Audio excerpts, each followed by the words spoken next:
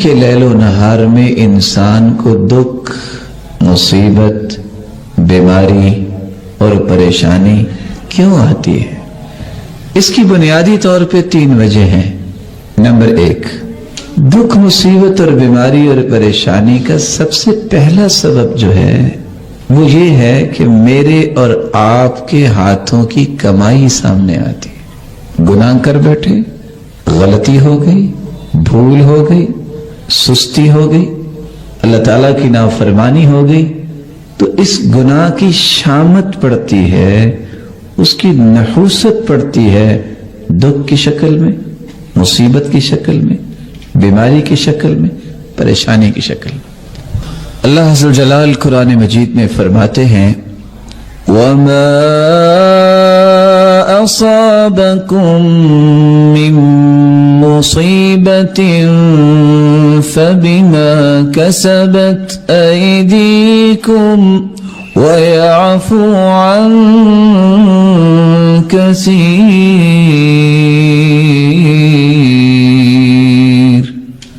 جب بھی تمہیں کوئی مصیبت آتی ہے تو تمہارے ہاتھوں کی کمائی ہے، اور ساتھ کتنی خوبصورت بات اللہ تعالیٰ نے کہہ دی وَيَعْفُو عَن كَثِيرٍ۔ حالانکہ اکثر اللہ معاف کر دیتے ہیں، پکڑتے نہیں ہیں، یہ کبھی کبھی بس جھنجھوڑتے ہیں۔ ایک بندے کی کیپیسٹی یہ ہے کہ وہ 2 روٹیاں کھائے گا، اگر اس کو نہیں سمجھ آئی وہ 6 روٹیاں کھا لے تو کیا بنے گا؟ اب ہاسپٹل میں پہنچا ہے، فوڈ پوائزنگ ہو گئی ہے، تو نہ وہ کچر پچر کھائے، اپنی خوراک کا خیال رکھے۔ ایک بندے نے چوری کر لی ہے، اللہ نہ کرے، اس پہ پابندی لگ گئی ہے کہ فیصل ٹاؤن نہیں آنا۔ فیصل ٹاؤن والوں کا تو کوئی گناہ نہیں، یہ چوری نہ کرتا، نہ پابندی لگتی۔ کوئی بھی پریشانی، مصیبت، دکھ انسان کو وارد ہوتا ہے تو اس کا پہلا سبب کیا ہے؟ ہاتھوں کی کمائی، گناہوں کی نحوست ہے، نافرمانی اللہ کی ہے جس پہ پکڑ آ گئی ہے، رزق میں کمی آ گئی ہے، بندے نے گناہ کیا، جو اللہ نے رزق تیار کر کے رکھا تھا اس کے لیے اللہ اس سے بھی محروم کر دیتے ہیں۔ اللہ نے اس کی زندگی میں برکت کا ایک طریقہ بتایا ہے، صلہ رحمی کرو، برکت آئے گی زندگی میں۔ کیسی برکت آئے گی؟ تھوڑے وقت میں زیادہ کام کر سکو گے۔ کیسے برکت آئے گی؟ تمہیں اطاعت کی توفیق ملے گی جو اللہ کسی اور کو نہیں دیں گے۔ لیکن اگر آپ نے یہ کام نہیں کیا وہ برکت اللہ چھین لیتے ہیں۔ تو یہ گناہ کس کا ہوا؟ بندے کا۔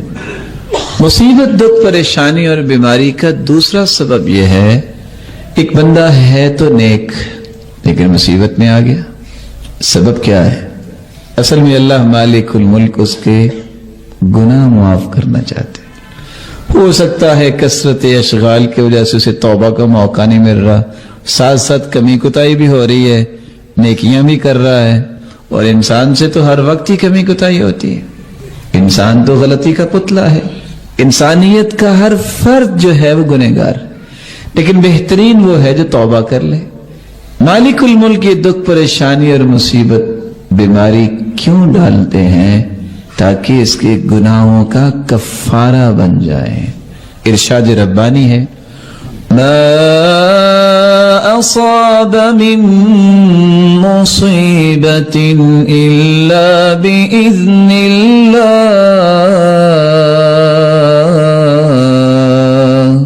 ومن یؤمن باللہ یہد قلبہ واللہ بکل شیء علیم۔ جو بھی مصیبت آتی ہے وہ اللہ کے حکم سے آتی ہے۔ کس کے حکم سے؟ اللہ کے حکم۔ اور اللہ کا حکم کیوں ہوتا ہے؟ صحیح بخاری، صحیح مسلم کی روایت ہے، انسان کو کوئی دکھ آئے، کوئی غم آئے، کوئی بیماری آئے، کوئی فکر لاحق ہو، یا تھکاوٹ ہی ہو جائے، یا اس کے پاؤں میں کانٹا چھپ جائے، مالک الملک ان سب چیزوں کے بدلے اس کے گناہوں کو معاف کر دیتے۔ بیمار ہو گیا، بیماری میں وہ شکوہ نہ کرے اللہ تعالیٰ کا، واویلا نہ کرے، اپنی التجاؤں کا رخ کرے تو کس کی طرف؟ هو الشافی، شفا کس کے ہاتھ میں؟ اس کے ہاتھ میں. اللہ کا یہ وعدہ ہے اگر اس کا گوشت پوست جو ہے وہ ضائع ہو گیا ہے، اللہ یہ جسم کا گوشت پہلے سے اچھا دے گا. خون ضائع ہو گیا ہے تو آئندہ خون پہلے سے اچھا اللہ عطا کریں گے. یہ کس زبان سے الفاظ نکلے ہیں جس سے بڑی صداقت اللہ نے دنیا میں اتاری نہیں. حدیث کے الفاظ ہیں، وہ بیمار شخص جب زمین پہ پہلا قدم رکھتا ہے، چارپائی سے اترتا ہے، اس طرح گناہوں سے پاک صاف ہو جاتا ہے، غلطی نام کی کوئی چیز اس پہ رہتی نہیں. اور دوسری روایت میں آتا ہے کہ یوم ولدتہ امہ، اس طرح اللہ ذوالجلال اسے گناہوں سے پاک کر دیتے ہیں گویا کہ اس کی ماں نے اسے آج ہی جنا ہے. جس طرح بچہ پیدا ہو تو اس پہ کیا گناہ ہوتا ہے. تو یہ دکھ بیماری پھر اللہ کا احسان ہوا نا، اللہ کا احسان ہوا نا. تیسرا سبب جس سے دکھ، پریشانی اور مصیبت اور بیماری آتی ہے وہ یہ ہے اللہ تعالیٰ نے ایک بلند مقام اپنے بندے کا طے کر دیا کہ جنت کے اس درجے پہ آئے گا. اب اللہ نے فیصلہ کر دیا، بندے کے اعمال ایسے نہیں ہیں، وہ ایسی نیکیاں نہیں کر رہا، تو اللہ تعالیٰ پھر اسے پریشانیاں دے کے اس مقام تک پہنچانا چاہتے ہیں جو اللہ نے اس کے لیے بلند مقام طے کر دیا ہے. ارشاد ربانی ہے، یہ درجات کی بلندی کے لیے کوئی مصیبت آتی ہے. ما اصاب من مصیبت فی الارض ولا فی انفسکم الا فی کتاب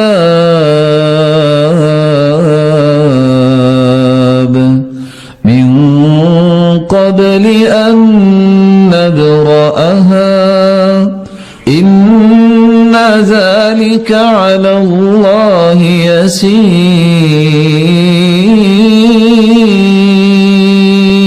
یسیر.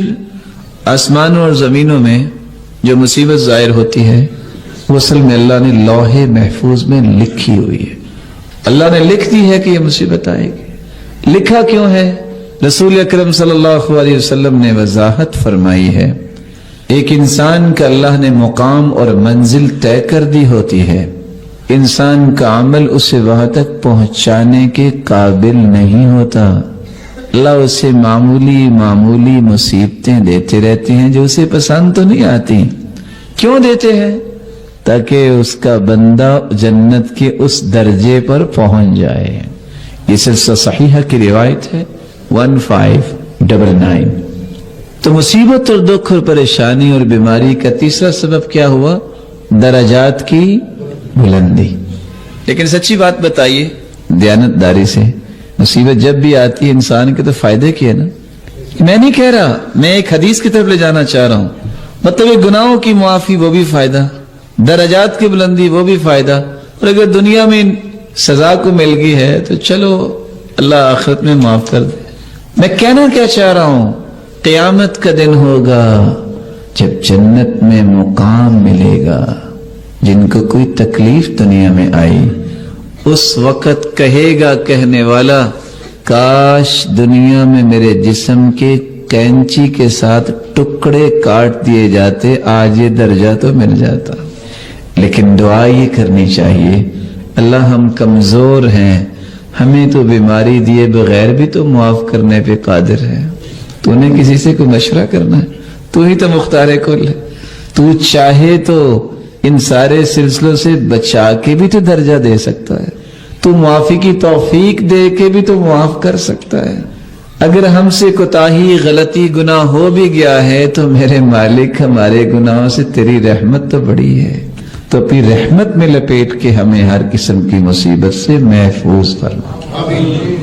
رسول اللہ صلی اللہ علیہ وسلم نے سورۃ الفاتحہ کے بارے میں کتنی خوبصورت باتیں بیان کی. سب سے پہلی بات رسول اللہ صلی اللہ علیہ وسلم نے فرمایا، والذی نفسی بیدی، قسم ہے اس ذات کی جس کے ہاتھ میں میری جان ہے، ما انزل فی التوراہ ولا فی الانجیل ولا فی الزبور ولا فی الفرقان مثلها يعني القرآن وإنها لسبع من المثاني والقرآن العظيم الذي أعطيته. اللہ تعالیٰ نے آسمانی اور الہامی کتابوں میں سے نہ تو تورات میں ایسی صورت نازل کی، نہ انجیل میں ایسی صورت نازل کی، نہ ہی زبور میں ایسی کوئی صورت نازل کی، اور نہ ہی قرآن مجید میں ایسی صورت ہے جیسی اللہ تعالیٰ نے سورۃ الفاتحہ کو نازل کر کے اپنی مخلوق پر انعام کیا ہے۔ یہ 7 آیتیں بار بار پڑھی جانے والی ہیں۔ یہ ام القرآن بھی ہے، قرآن مجید کی ماں کا درجہ اس کو دیا گیا، ام الکتاب بھی ہے، یہ کتاب کی کتاب اللہ کی ماں کا درجہ دیا گیا اس کو۔ رسول اللہ صلی اللہ علیہ وسلم نے ایک دوسری روایت میں فرمایا کہ سورۃ الفاتحہ یہ ایک بے مثال نور ہے، ایک ایسی روشنی ہے۔ سیدنا عبداللہ ابن عباس رضی اللہ تعالی عنہ بیان کرتے ہیں، بینما جبریل قاعد عند النبی صلی اللہ علیہ وسلم سمع نقیضا من فوقه فرفع رأسه فقال، رسول اللہ صلی اللہ علیہ وسلم کے پاس جبریل امین تشریف فرما تھے۔ اچانک سے ایک آواز آئی، رسول اللہ صلی اللہ علیہ وسلم نے اپنا سر مبارک اٹھایا اور پوچھا یہ آواز کیسی ہے؟ تو جبریل امین نے جواب دیا، هذا باب من السماء فتح اليوم لم يفتح قط الا اليوم، آسمان کا یہ وہ دروازہ کھلا ہے جو آج تک نہیں کھلا تھا۔ فنزل منه ملک، اور اس دروازے سے ایک فرشتہ زمین کی طرف اترا ہے۔ فقال هذا ملک نزل الى الارض لم ينزل قط، پہلے نہیں اتارا گیا یہ فرشتہ الا اليوم، آج ہی اس کو اترنے کا حکم دیا گیا۔ فسلم، اور اس فرشتے نے اتر کر سلام کہا۔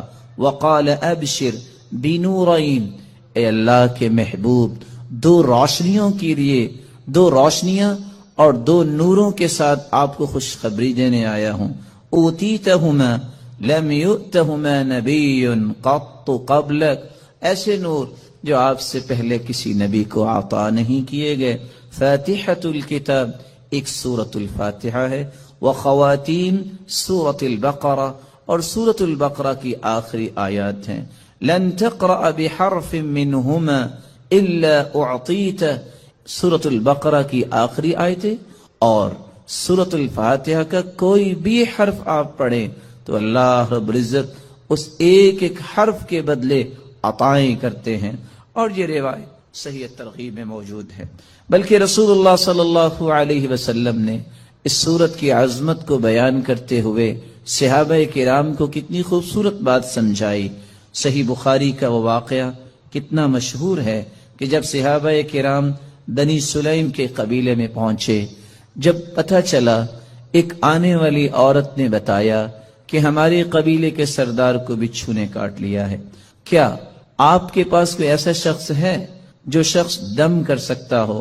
تو رسول اللہ صلی اللہ علیہ وسلم کے ایک صحابی جنہوں نے صرف سورۃ الفاتحہ تلاوت کی اور اس کو دم کر دیا، رسول اللہ صلی اللہ علیہ وسلم کے اس صحابی نے اس سورۃ الفاتحہ کو پڑھنے کے بعد جب دم کیا تو وہ شخص ایسی شفا کی طرف چلا گیا، وَكَأَنَّمَا نُشِطَ مِنْ عِقَالٍ، جیسے کوئی گرہ باندھی ہو کھول دی جائے۔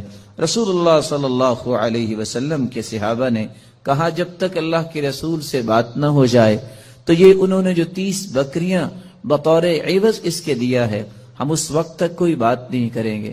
جب رسول اللہ صلی اللہ علیہ وسلم کو یہ بات پہنچی، آپ نے فرمایا وَمَا كَانَ يُدْرِي أَنَّهَا رُقْيَةٌ اقسموا واضربوا لي بسهم، آپ کو پتہ نہیں اللہ تعالیٰ نے اس سورت کو شفا بنا کے، اس سورت کو دم بنا کے نازل کیا ہے۔ اور یہی بات ابن القیم رحمۃ اللہ علیہ نقل کرتے ہیں کہ میں نے کتنے سفر کیے اور جب بھی میں بیمار ہوا تو میں نے اللہ کے پیارے پیغمبر کی اس بات پہ یقین کر کے دوائی نہیں لی بلکہ سورۃ الفاتحہ پڑھتا اور میں دم کر لیتا اپنے آپ کو، اللہ رب العزت مجھے شفا یاب کر دیتے۔ سورۃ الفاتحہ یہ عظیم ترین صورت ہے۔ رسول اللہ صلی اللہ علیہ وسلم کے صحابی سیدنا ابو سعید بن معلی بیان کرتے ہیں، مر بی النبی صلی اللہ علیہ وسلم وانا اصلی، اللہ کے رسول صلی اللہ علیہ وسلم میرے پاس سے گزرے، میں نماز پڑھ رہا تھا، مجھے انہوں نے آواز دی، میں نے سلام پھیرا، اور سلام پھیرنے کے بعد اللہ کے رسول صلی اللہ علیہ وسلم کی خدمت اقدس میں حاضر ہوا۔ آپ نے فرمایا، میں نے آپ کو آواز دی، الم یقل اللہ یا ایھا الذین آمنوا استجیبوا للہ وللرسول، آپ نے اللہ کا یہ کلام نہیں سنا کہ جب اللہ اور اس کے رسول کی بات ہو تو اس بات کو فوراً مانو، لبیک کہو۔ کہا اللہ کے رسول صلی اللہ علیہ وسلم میں نماز پڑھ رہا تھا۔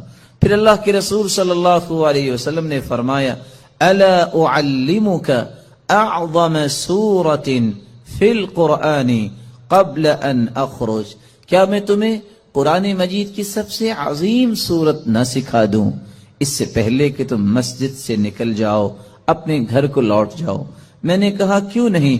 تو رسول اللہ صلی اللہ علیہ وسلم نے جو سورت سکھائی، جو قرآن مجید کی عظیم ترین سورت ہے، وہ سورۃ الفاتحہ کی تعلیم دی۔ یہی وجہ ہے رسول اللہ صلی اللہ علیہ وسلم نے یہ فیصلہ سنا دیا، کاش اس فیصلے کو بھی امت مان لے، لا صلاۃ لمن لم یقرأ بفاتحۃ الکتاب، جو شخص نماز کے اندر سورۃ الفاتحہ نہیں پڑھتا اس کی نماز نہیں ہوتی، جیسا کہ صحیح بخاری کی روایت ہے۔ اور صحابی تو بیان کرتے ہیں، عبادہ بن صامت رضی اللہ تعالی عنہ کہ فجر کی نماز ہم نے پڑھی اللہ کے رسول صلی اللہ علیہ وسلم کے پیچھے، جب رسول اللہ صلی اللہ علیہ وسلم قرآن کی تلاوت کر رہے تھے، فثقلت علیہ القراءۃ، قرات آپ پہ بوجھل ہوئی، رسول اللہ صلی اللہ علیہ وسلم نے سلام پھیرا اور سوال کیا، لعلکم تقرؤون خلف امامکم، کیا تم امام کے پیچھے بھی پڑھتے ہو؟ تو صحابہ کرام نے کہا جی ہاں۔ تو رسول اللہ صلی اللہ علیہ وسلم نے فرمایا، لا تقرؤوا لا تفعلوا كما فی روایت اخرى، دوسری روایت کے الفاظ ہیں، لا تفعلوا الا بفاتحۃ الکتاب، امام کے پیچھے کھڑے ہو کر تم صرف سورۃ الفاتحہ پڑھا کرو، فإنہ لا صلاة لمن لم يقرأ بها، کیونکہ سورۃ الفاتحہ پڑھنے کے بغیر نماز نہیں ہوتی۔ یہ ایسی خوبصورت اور ایسی مبارک صورت ہے جو اللہ اور اس کی مخلوق کے درمیان مکالمے کا ایک خوبصورت جوہر ہے، ایسا گوہر ہے، انسان الحمدللہ رب العالمین کہتا ہے تو اللہ رب العزت فرماتے ہیں، حمیدنی عبدی، میرے بندے نے میری حمد و توصیف بیان کی۔ جب بندہ مومن الرحمن الرحیم کہتا ہے تو اللہ رب العزت فرماتے ہیں، اثنى علی عبدی، میرے بندے نے میری تعریف کی ہے۔ جب بندہ مومن یہ کہتا ہے، مالک یوم الدین، تو اللہ رب العزت فرماتے ہیں، مجدنی عبدی، میرے بندے نے میری بزرگی بیان کی ہے۔ جب انسان بندہ مومن یہ کہتا ہے، ایاک نعبد و ایاک نستعین، تو اللہ رب العزت فرماتے ہیں، ھذا بینی و بین عبدی ولعبدی ما سأل، یہ میرے اور میرے بندے کے درمیان ہے، جو کچھ بھی میرا بندہ مانگے گا میں اسے عطا کروں گا۔ تو اللہ رب العزت کے ساتھ ہم کلام ہونے کا یہ خوبصورت ذریعہ ہے۔ تو آئیے اس سورت کی طرف چلتے ہیں اور اس کے معانی کو سمجھنے کی کوشش کرتے ہیں۔ بسم اللہ الرحمن الرحیم، الحمد للہ رب العالمین، الحمد، تمام تعریفیں، للہ، اللہ کے لیے ہیں، رب العالمین، جو تمام جہانوں کا رب ہے، الرحمن الرحیم، جو بہت مہربان ہے، الرحیم، نہایت رحم کرنے والا ہے، مالک یوم الدین، مالک ہے یوم الدین، بدلے کے دن کا، جزا کے دن کا، ایاک نعبد و ایاک نستعین، ایاک نعبد، ہم عبادت کرتے ہیں صرف تیری ہی، و ایاک نستعین، اور ہم مدد چاہتے ہیں صرف تیری ہی اے اللہ۔ اہدنا الصراط المستقیم، ہدایت دے ہمیں، الصراط المستقیم، سیدھے راستے کی، صراط الذین انعمت علیہم، راستہ ان کا جن پر تو نے انعام کیا، غیر المغضوب علیہم، نہ کہ ان کا راستہ جن پر غضب کیا گیا، ولا الضالین، اور نہ ان کا راستہ جو گمراہ ہوئے۔ رسول اللہ صلی اللہ علیہ وسلم کے فرامین کی روشنی میں اس سورت کی 5 باتیں ہمیں یاد رکھنی چاہیے۔ جب رسول اللہ صلی اللہ علیہ وسلم نے فرما دیا کہ سورت الفاتحہ کے بغیر نماز نہیں ہوتی، تو بندہ مومن کو یہ یقین کر لینا چاہیے، آپ کو 10 دلائل کوئی پیش کر دے، آپ کو 10 کو دلائل پیش کر دے، جب تک سورت الفاتحہ آپ نہیں پڑھ لیتے کبھی بھی اس بات پہ اطمینان نہ کیجئے گا کہ میری نماز مکمل ہوئی ہے یا نہیں۔ مکمل اس وقت ہوگی جب سورت الفاتحہ کی تلاوت کی جائے گی۔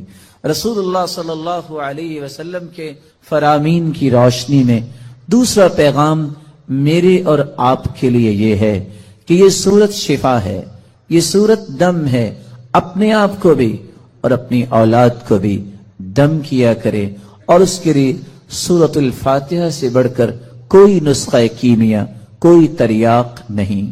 تیسرا پیغام اس سورت کا جو مجھے اور آپ کو سمجھنا ہے کہ اللہ کی تعریف اللہ کو بہت پسند ہے۔ یہی وجہ ہے عبداللہ ابن عباس رضی اللہ تعالی عنہ فرمایا کرتے تھے، الحمدللہ ہر شکر کرنے والے کی زبان کا یہ وطیرہ ہے۔ الحمدللہ، سب سے پہلے آدم علیہ السلام نے جو کلمہ اللہ نے جب انہیں پیدا کیا، روح ڈالی، تو سب سے پہلا کلمہ جو ان کی زبان پہ آیا وہ الحمدللہ تھا۔ نوح علیہ السلام نے بھی کہا فَقُلِ الْحَمْدُ لِلَّهِ الَّذِي نَجَّانَا مِنَ الْقَوْمِ الظَّالِمِينَ، اور ابراہیم علیہ السلام نے بھی یہی کہا الحمدللہ الذی وہب لی علی الکبر اسماعیل و اسحاق، اور داود اور سلیمان علیہ السلام کے قصے میں بھی یہی بات ملتی ہے، وقال الحمدللہ الذی فضلنا علی کثیر من عباده المؤمنین، اور اللہ رب العزت نے اپنے پیغمبر سے بھی مخاطب ہو کر فرمایا وقل الحمد للہ الذی لم يتخذ ولدا، اور اللہ رب العزت نے قرآن مجید میں اس بات کا تذکرہ کیا کہ جنتیوں کی زبان پہ بھی اگر کوئی بات ہوگی تو وہ یہی ہوگی الحمد للہ الذی اذهب عنا الحزن، اور وآخر دعواہم ان الحمد للہ رب العالمین۔ اور حدیث یہ بتاتی ہے اول من یدعى الى الجنہ الحمادون، سب سے پہلے اگر جنت کی طرف کسی کو آواز دی جائے گی، بلایا جائے گا، تو وہ لوگ ہوں گے الحمادون جو اللہ کی تعریفیں کرنے والے ہیں۔ اور اللہ کے رسول صلی اللہ علیہ وسلم کو قیامت کے دن جو جھنڈا دیا جائے گا لواء الحمد، وہ اللہ کی تعریف کا پرچم ہوگا۔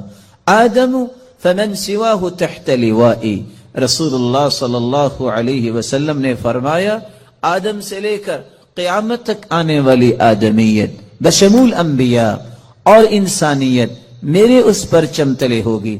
اور اللہ کے رسول صلی اللہ علیہ وسلم کو مقام محمود عطا کیا جائے گا۔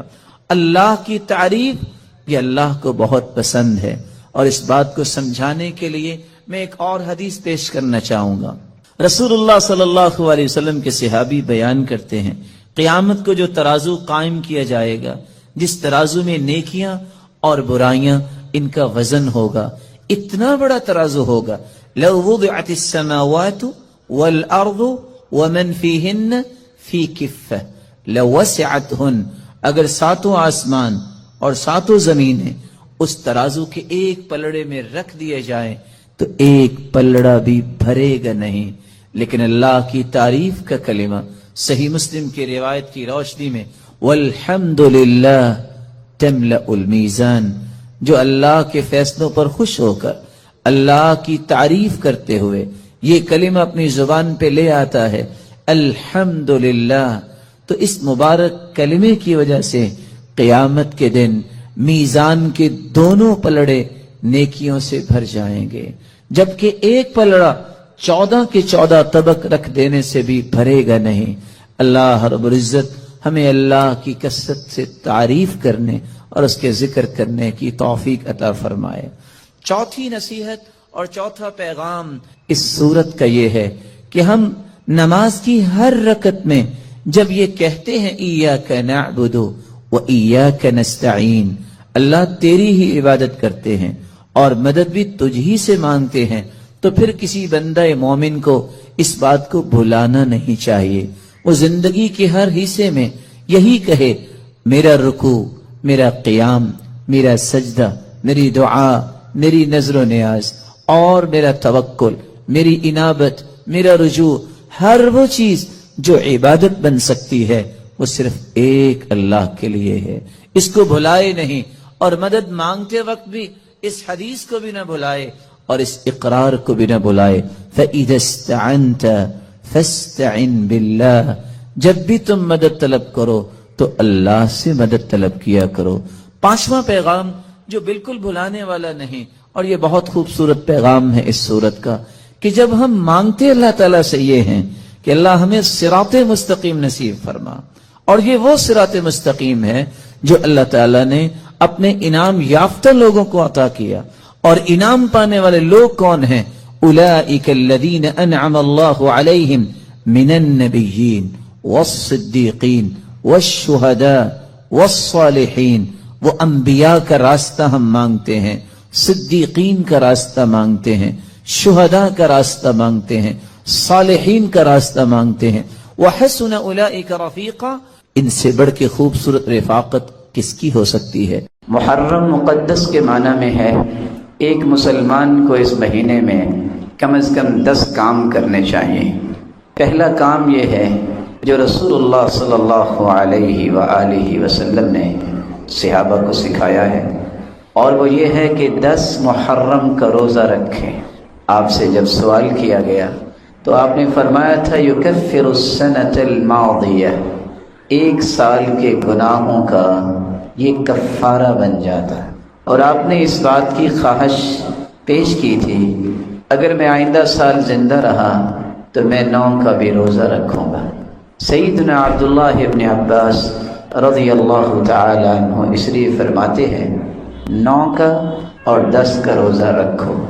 10 کا روزہ اس لیے رکھیں گے کہ ایک سال کے گناہوں کی معافی مل جائے، اور 9 کا روزہ اس لیے رکھیں گے کہ آپ صلی اللہ علیہ وسلم کی خواہش تھی کہ یہودیوں کی مخالفت ہو، وہ بھی 10 کا روزہ رکھتے ہیں، تو آپ نے مخالفت کے لیے 9 کے روزے رکھنے کی بھی بات کی۔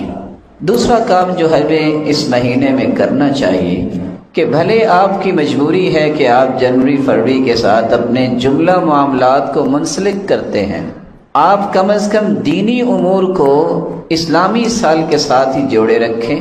زکوٰۃ ہے، اور آپ کے علم میں ہے کہ اگر کسی عورت کو طلاق ہو جائے 3 مہینے جو عدت ہے وہ 3 مہینے اسلامی سال کے 3 مہینے ہیں۔ اسی طرح کسی کا خامن فوت ہو جائے تو 4 مہینے 10 دن جو عدت ہے وہ بھی اسلامی مہینوں کے اعتبار سے ہے۔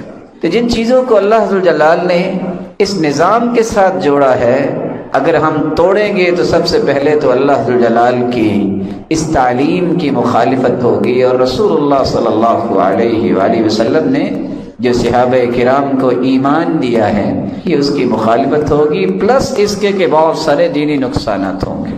تیسرا کام جو اس مہینے میں کرنے والا ہے کہ ہمیں ان مقدسات کا، ان محرمات کا احترام اور مقدسات کی قدسیت اور تقدس پہ کوئی حرف نہیں آنے دینا چاہیے۔ جیسا کہ اللہ کی ذات ہے تو اللہ کی قدسیت، اس کی عظمت پر کبھی کمپرومائز نہ کرے۔ اس پہ جو انسان حرف زنی کرتا ہے، زبان کھولتا ہے، ایک مسلمان کا اس کے ساتھ کوئی تعلق نہیں ہوتا۔ کہ کبھی بھی قرآن مجید کی عظمت اور تقدس پر حرف نہیں آنے دینا چاہیے۔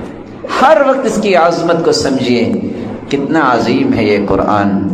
ایک چوتھی بات جو ہے وہ ہمیں یاد رکھنی چاہیے کہ اس مہینے میں ہمیں اس بات کا عہد کرنا چاہیے کہ رسول اللہ صلی اللہ علیہ وآلہ وسلم کی عظمت یہ ہمیشہ ہمارے دل میں قائم رہنی چاہیے۔ اللہ نے دلوں کو جھانکا، سب سے خوبصورت دل محمد مصطفیٰ کا پایا۔ اللہ نے اس ہستی کو چن لیا، ایسی عظمت دی کہ سرتاج رسول بنا دیا۔ جس شخص کا یہ ایمان ہے کہ اللہ کے رسول آخری پیغمبر ہیں اور پوری کائنات سے اعلیٰ ہیں، پھر اس کی اطاعت بجا لاتا ہے، یہ ہے مومن۔ جو آپ کی عظمت کو تسلیم نہیں کرتا یا آپ کی عظمت کو تسلیم کرتے ہوئے کہتا ہے کوئی اور بھی ہے جو اللہ کے رسول کے بعد نبی آ سکتا ہے، ایسے شخص کو ایمان والا نہیں کہا جا سکتا۔ پھر یہ اللہ کے رسول صلی اللہ علیہ وسلم کا دین جو لے کے آئے ہیں، صحابہ کرام، پانچویں ان کی عظمت ہمارے دل میں ہونی چاہیے۔ کتنی عظمت؟ جس کے بارے میں اللہ نے عظمت بیان کر دی کہ اگر ہدایت یافتہ دیکھنے ہیں تو صحابہ ہیں، کامیاب دیکھ رہے ہیں تو صحابہ ہے، اللہ کا لشکر دیکھنا ہے تو صحابہ ہے، روئے زمین پہ سب سے بہترین دیکھنا ہے تو صحابہ ہے۔ میں ان سے راضی، وہ مجھ سے راضی، اور ان کے لیے ایسی جنتیں میں نے تیار کی ہیں جس میں ہمیشہ ہمیشہ رہیں گے۔ اس عظمت کو چھوڑ کر اگر کوئی زبان درازی کرے تو بس دو باتیں یاد رکھیے گا۔ ایک بات امام احمد بن حنبل نے فرمائی ہے جو 10 لاکھ حدیثوں کے حافظ تھے۔ تمہیں نظر آئے کہ کوئی شخص ان عظیم لوگوں کے بارے میں زبان درازی کر رہا ہے تو اس کے اسلام پہ تہمت لگانا، یہ دیکھنا مسلمان بھی ہے کہ نہیں، کیونکہ مسلمان تو ایسا نہیں کر سکتا۔ اور امام ابو ذر رازی جو 7 لاکھ حدیثوں کے حافظ تھے، تمہیں نظر آ جائے کہ صحابہ کرام کے بارے میں کوئی نقص بیان کر رہا ہے تو یقین کر لینا یہ مسلمان نہیں، یہ زندیق انسان ہے، یہ بے دین انسان ہے۔ ایک چھٹی عظمت جو ہمیں یاد رکھنی چاہیے، کسی کمزور مسلمان کے ساتھ ظلم نہ کرنا۔ اللہ اس امت کو کبھی عزت نہیں دیتے جو کمزوروں کے حق مارتی ہے۔ اللہ ذوالجلال ہمیں صحیح راستہ عطا فرمائے، کمزوروں کا خیال کرنے والا بنائے۔ اور آپ صلی اللہ علیہ وآلہ وسلم نے ایک ساتویں چیز کی طرف بھی اشارہ کیا، اللہ کے نزدیک دعا سے بڑھ کے عظمت والی کوئی چیز نہیں۔ دعا کیا کریں، جمعے کا دن ہے، عصر سے شام تک جو دعا کریں رد نہیں ہوتی۔ بارش ہو رہی ہے، بارش کے نیچے کھڑے ہو کے دعا کریں، رد نہیں ہوتی۔ سفر پہ نکلے ہیں، مسافر کی دعا رد نہیں ہوتی۔ سحری کے وقت اٹھ کے سبحان اللہ والحمد للہ ولا الہ الا اللہ واللہ اکبر ولا حول ولا قوت الا باللہ پڑھ کے دعا کریں، جو مانگیں گے پورا ہو۔ اذان ہو جائے جماعت کھڑی ہونے تک، یہ 10 سے 12 منٹ کا یہ وقت کتنا سہانا ہے، جو دعا کرو رد نہیں ہوتی۔ ایک 8ویں چیز بھی عظمت والی ہے۔ سیدنا عمر جب جا رہے تھے تو تھکاوٹ کی وجہ سے جوتی اٹھا کے کندھے پہ رکھی۔ رسول اللہ صلی اللہ علیہ وسلم کے صحابی کہتے ہیں لوگ کیا کہیں گے کہ مسلمانوں کا جو لیڈر ہے اس کے پاس شاید ایٹیکیٹس اور مینرز نہیں ہیں۔ تو سیدنا عمر کھڑے ہو گئے، کہا اگر تیری اسلام کے اندر اتنی قدر و قیمت نہ ہوتی تو آج میں مار مار کے تجھے عبرت بنا دیتا۔ اسلام نہیں تو ہمیں عزت دی ہے، ہم تو ذلیل ترین لوگ تھے اسلام سے پہلے، ہمیں اللہ نے اسلام کی وجہ سے عزت دی۔ اگر اسلام کو چھوڑ کر ہم نے کسی اور طریقے سے عزت چاہی تو وہ دوبارہ ذلیل کرنے پر بھی قادر ہے۔ ایک 9واں کام جو عظمت والا ہے، جو ہمیں اس مہینے میں دوبارہ سے تجدید عہد کرنی چاہیے، وہ یہ ہے کہ یہ نعمت اسلام کو ہم دنیا میں کیسے پھیلا سکتے ہیں، دعوت کا کام کیسے کر سکتے ہیں، یہ تبلیغ کا کام کیسے کر سکتے ہیں۔ 1,24,000 پیغمبر آئے، سب کو اللہ ذوالجلال نے پہلی ذمہ داری یہ دی کہ اپنی اپنی قوم کو سمجھائیں کہ اللہ کے سوا کوئی عبادت کے لائق نہیں۔ تاریخ یہ بتاتی ہے کہ اللہ کے رسول نے 104 خط لکھے، اگرچہ 105 خطوں کا بھی تذکرہ آتا ہے۔ آپ نے محرم کے مہینے میں ہی سب سے پہلے یہ خط لکھے 6 بادشاہوں کی طرف، اور انہیں اسلام کی دعوت دی اور روانہ کیا صحابہ کرام کو کہ اسلام کی دعوت کو لے کے وہ نکلیں۔ اللہ ذوالجلال ہمیں بھی توفیق سے نوازے کہ اس نئے سال میں ہم بھی پلاننگ کریں کہ ہم اچھے سے اچھے اسلام کا کام کیسے کر سکتے ہیں۔ ساتھ ہی اللہ کے رسول نے محرم کا ہی مہینہ تھا جب زکوٰۃ کی وصولی کا نظام بنایا تھا۔ اور آخری بات، رسول اللہ صلی اللہ علیہ وآلہ وسلم نے اس بات سے منع کیا ہے کہ ایسے کام کریں جس سے آپ کا ایمان جاتا رہے، جس سے آپ اللہ کے مجرم بن جائیں۔ اس مہینے میں الزام تراشیاں بھی ہو رہی ہیں اور ہوں گی۔ کن ہستیوں کے بارے میں؟ اور حدیث یہ کہتی ہے من قال فی مسلم، جو کسی مسلمان کے بارے میں وہ بات کہتا ہے جو اس کے اندر ہے نہیں. اللہ جہنم میں جہنمیوں کے جسم سے نکلنے والے خون اور پیپ میں اسے رکھے گا حتی یخرج مما قال، جب تک وہ ثابت نہیں کرے گا، اس جہنم سے نکل نہیں پائے گا. اس لیے سوچئے آپ کہاں کھڑے ہیں میرے پیارے بھائیوں. میرا اور آپ کا یہ عقیدہ ہونا چاہیے جو قرآن نے بیان کیا ہے کہ جملہ صحابہ جو ہیں وہ اللہ کی جنت کے وارث ہیں. اور اگر یہ کہنے والا کہے والعیاذ باللہ کہ سوائے چند صحابہ کے نعوذ باللہ سارے مرتد ہو گئے تھے، تو کیسا ایمان بچا؟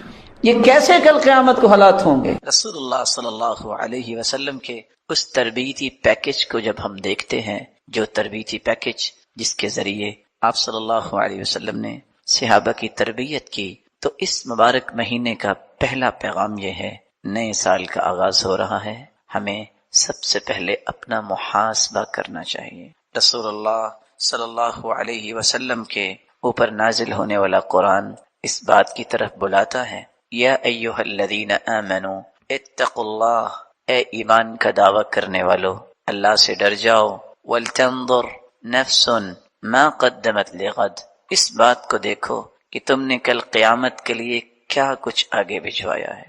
ہر جان یہ سوچے وہ وقت آنے والا ہے، وہ وقت قریب ہے جب ایک چٹیل میدان میں پوری کائنات کو جمع کیا جائے گا.